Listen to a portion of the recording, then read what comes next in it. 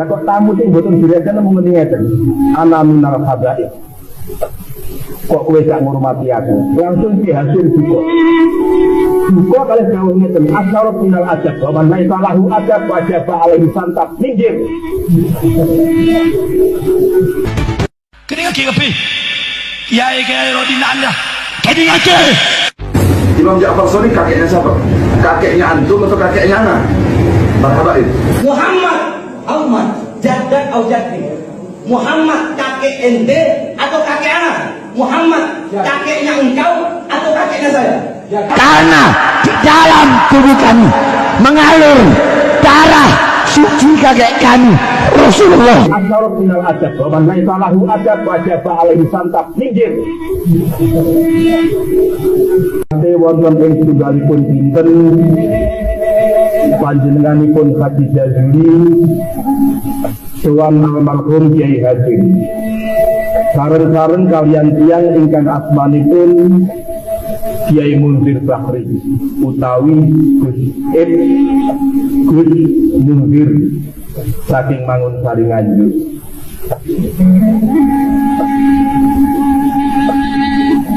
Ing antawisipun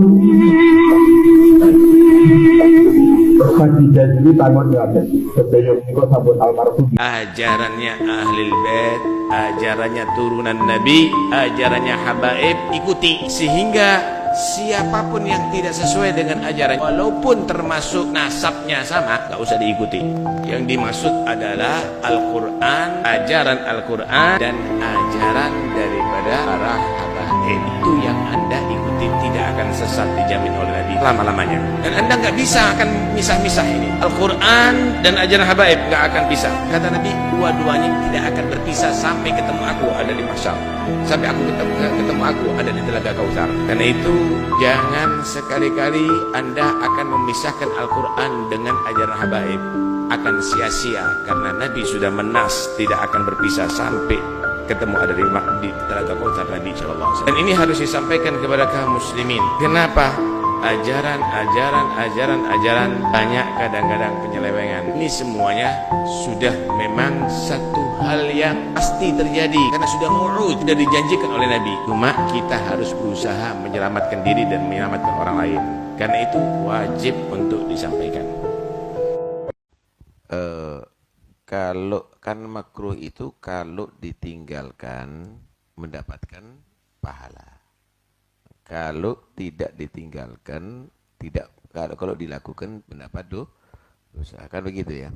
Makruh dan mubah jika kita terjemahkan ke dalam bahasa fikih. Makruh sebuah himbauan dari Allah Subhanahu wa taala untuk meninggalkan perkara tersebut, tapi himbauan tersebut bukan sesuatu yang jazm, bukan sesuatu yang kuat ya. Dalam artian kita dihimbau untuk meninggalkan perbuatan tersebut, namun ketika seseorang mengerjakan perbuatan itu tidak mendapatkan dosa. Karena Allah Subhanahu wa taala faham bahwa tingkatan keimanan, kualitas keimanan hamba-hambanya itu bertingkat-tingkat. Orang yang tidak berselawat kepada Ahlul Bait di akhir tahiyat, maka salatnya enggak dianggap. Berarti salatnya tidak sah. Jadi misalkan orang mengatakan pada tahiyat akhir ketika bertahiyat, assalamu alayna wa ala ibadillas sholihin, terus asyhadu an la ilaha illallah Allahumma shalli ala sayyidina Muhammad, tidak ditambah wa ala ali sayyidina Muhammad, maka salatnya batal. Ini indana inda Syafi'i. Menurut Syafi'i seperti itu. Orang yang tidak berselawat kepada cucu baginda Nabi pada tahiyat akhir, maka hukumnya salatnya tidak sah. Apakah pucuk nafsu angkara ing babae se kebiaring donya diri lan meri sukiye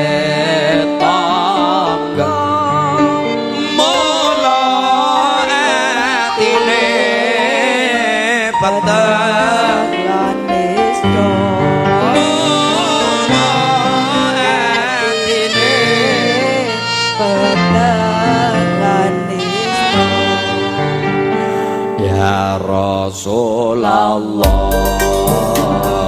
Salamun alaihi ya Rabbi asa liwat darati adabat ayati rotal alamin ya uhailal jiwal karami ya uhailal batun tak bisa dielakkan. Dalam pertempuran itu pasukan Ubaidillah kalah. Ubaidillah dan para pengikutnya mati terbunuh, diantaranya orang yang bernama Husain bin Numair. Kepala Ubaidillah bin Ziyad kemudian dipenggal dan dibawa ke hadapan Al-Mukhtar As-Saqafi. Allah Ta'ala menakdirkan Ibnu Ziyad terbunuh pada hari Asyura 10 Muharram tahun 67 Hijriah, persis seperti hari kematian Al-Husain di Karbala. Al-Mukhtar kemudian mengirim kepala Ibnu Ziyad ke Abdullah bin Zubair. Lalu kepala itu dikirimkan kepada Ali bin Husain, Ali Zainal Abidin. Saat kepala Ubaidillah bin Ziyad dan para pengikutnya tiba, kepala-kepala tersebut disusun di pelataran masjid. Umarah bin Umari yang menuturkan kisah ini mengatakan, aku pun segera menghampiri kerumunan massa saat mereka mengatakan, ada ular datang, ada ular datang. Tanpa diduga para sahabatku, seekor ular kecil datang lalu menyelinap di antara kepala-kepala tersebut, termasuk kepalanya Ubaidillah bin Ziyad, hingga masuk ke dalam lubang hidung Ibnu Ziyad selama beberapa saat. Lalu keluar lagi dan pergi entah kemana. Tidak lama berselang, orang-orang kembali berteriak, ada ular datang. Ular itu melakukan hal yang sama seperti sebelumnya, dan kejadian ini berulang-ulang hingga 2 atau 3 kali. Niki Allah, saya Indonesia iso jadi rame, Kudus, Sarang, mergo ning Mekah padha ngaji Sayyid ketok iku kawitan ning Madinah Mekah ning kene iki. Mekah Madinah kawitan mbae berjanji, utawa bapake berjanji, Ja'far al-Barzanji. Niku tahun 1100 ono Sayyid gede, Sayyid Murtadha, ngarang kitab Syarah Ihya. Niku sing disebut Ithafu Sadatil Muttaqin. Sayyid Murtadha kagungan murid Kiai Abdul Manan. Kiai Abdul Manan kagungan murid Kiai Abdullah. Kiai Abdullah kagungan murid Kiai Mahfud. Kiai Mahfud kagungan murid Mbah Hasim. Wabeh NU kaprahe Ahlus Sunnah wal Jamaah. Kurban di area masjid, dengarkan baik-baik. Kalau itu area masjid, tidak boleh digunakan kecuali untuk maslahatul masjid, maslahah masjid. Apa maslahah masjid? Untuk etikaf, untuk sholat berjamaah, untuk sholat. Tapi itu untuk kurban, tidak boleh. Saya kutipkan dari kitab Ihya Ulumuddin bahwasanya diperbolehkan melakukan hal yang mubah di luar masjid, seperti halaman masjid. Seperti halnya khiyatah, menjahit, bai'ul adwiyah, jual beli obat, al-atimah, jual beli makanan, wal kutub, jual beli kitab, itu boleh. Bahkan di masjid pun boleh. Illa bi'aridin, kecuali hal itu bisa mengganggu orang yang sholat. Menyembelih hewan depan masjid ya, no problem, tidak akan mengganggu orang yang sholat. Ada bilang, auman singa terlalu mahal untuk meladeni gonggongan para haji. Jangankan satu imam, andaikan semua manusia selain habaib, sayyid dan syarif, itu semuanya kayak imam yang membatalkan nasab ba'alum. Ya. Atau begini aja, jangankan satu imam, 1 juta imam tetap tidak akan pernah bisa meruntuhkan nasab ba'alum. Kenapa? Karena nasab alawi dibangun dengan fondasi keimanan, fondasi ketakwaan, fondasi ibadah, zuhud, qanaah, waraq, khauf, khasyah, ikhtiar, kehati-hatian. Jangan satu iman, 1 juta iman tidak akan meruntuhkan nasab alawi. Bahkan semakin mereka begitu, semakin terlihat kegoblokan mereka, dan habaib bagaikan dahru yang dimana ketika dibakar mereka akan semakin wangi. أهل بيت النبي السيد العربي السيد العربي بكم دعوت ربي لتفريج كرامي لتفريج كرامي لا غيب الله عنا وجهكم أبدا لا غيب الله عنا.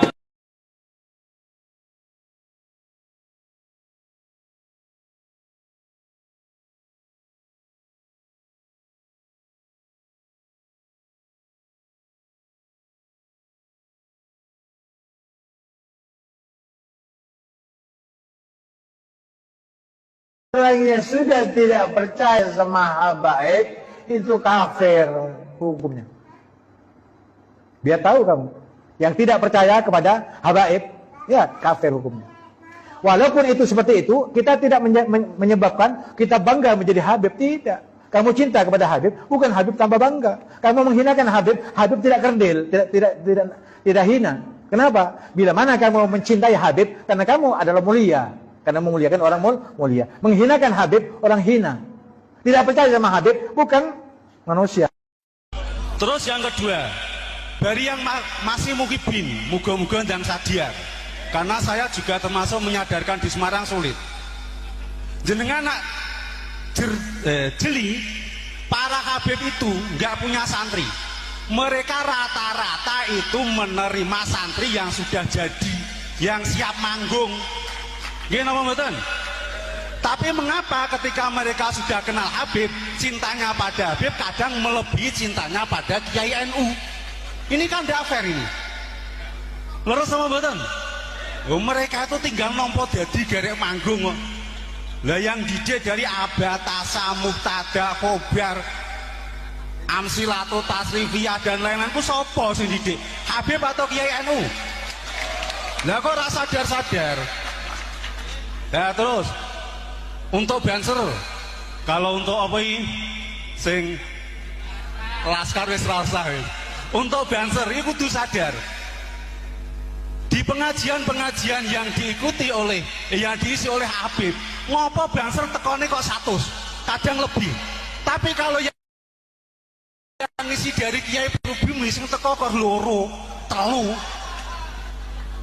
Jenengan kalau sudah ikut di Klatsar, saya udah ikut masanya. Saya tuh di Klatsar ya ikut, di Klatsus ya ikut, PDPKP NU ya ikut. NU itu masjidin inda kulli sholatin, nalika saman sholat ambil pakaian. Pakaian kudu ana, kudu ana sing cara. Tapi umumnya sing nguasai tenun ngoten niku. Ya akeh dudu wong kita. Wong Islam namung nyadong sebab apa? Dijajah 350 tahun. Wong Islam oroli sekolah dhuwur, masya Allah, sampai mufti ngaten Jakarta ngaten niku mengharamkan melu kiai-kiai sing torekoh batal itu sampai dibunuhi Pak.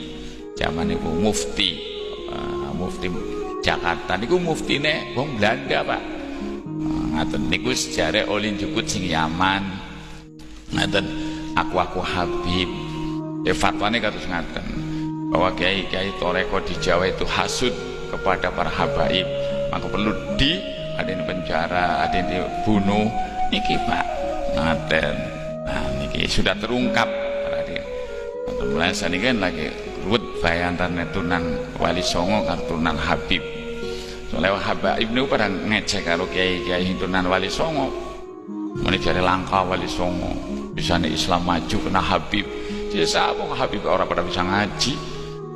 Tunan Wali Songo pada dua pesantren, santri ribuan, mulangnya gede-gede, ana Fathul Wahab, Fathul Muin, Fathul Qorib, minimal Fathul Jare. Nggih. Kayak pan muni jare jasane habaib. Nekan-nekan wong. Terus sering tekane Habib. Duit 12 juta. Rono njaluk piye. Dan iki mana ora nyepatani. Lah niki akhirnya terbongkar para hadir. Terbongkar. Ngoten. Wong ya sing Habib sing apik-apik ya akeh.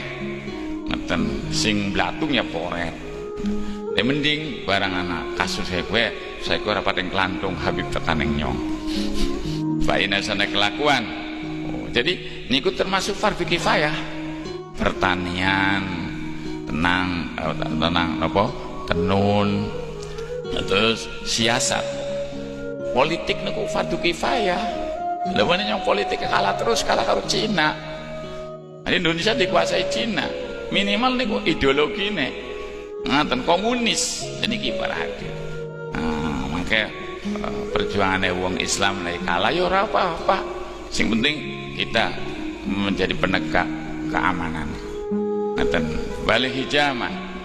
Mulai kula beli seneng nek ana polisi ora percaya karo pesantren, ana pene doktrin ora usah ngono iku. Santri mesti damai. Karena kiai niku ngecak demo langka. Fa inna sana kelakuan law khalal balad lamun sepi obal balad negara minal hajjami sang tukang canduk, tukang obat, tukang canduk niku apa canduk bukam atau apa tukang urut geding niku penting. Ngaten wong sing kesleo kudu ana sing tukang tulang niku fardhu kifayah.